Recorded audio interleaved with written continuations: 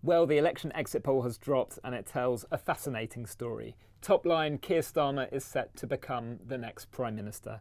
That much seems pretty clear unless the exit poll is miles out. It put them on 410 seats, a huge haul, and with a majority of 170. Now, maybe that's not the huge supermajorities the Tories were warning of.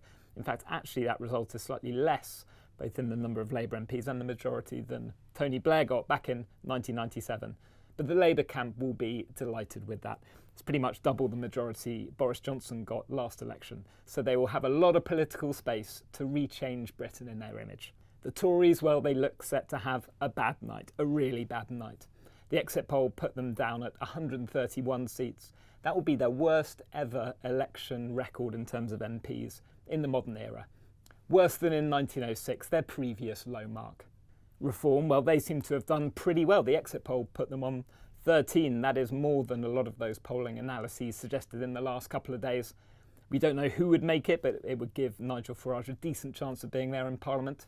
And it means they have a place on the Commons benches to argue their case. The Lib Dems, they are back as a major parliamentary force, according to this exit poll. It has them way up on 61 MPs. That is 5 times as many as they got at the last election. So it looks like Sir Ed Davies' stunts helped him in the end. And then the other big story of this night, the SNP collapse. They are down on this exit poll to just 10 MPs. That is way, way down on their last election haul. It would make them the 5th biggest Commons party.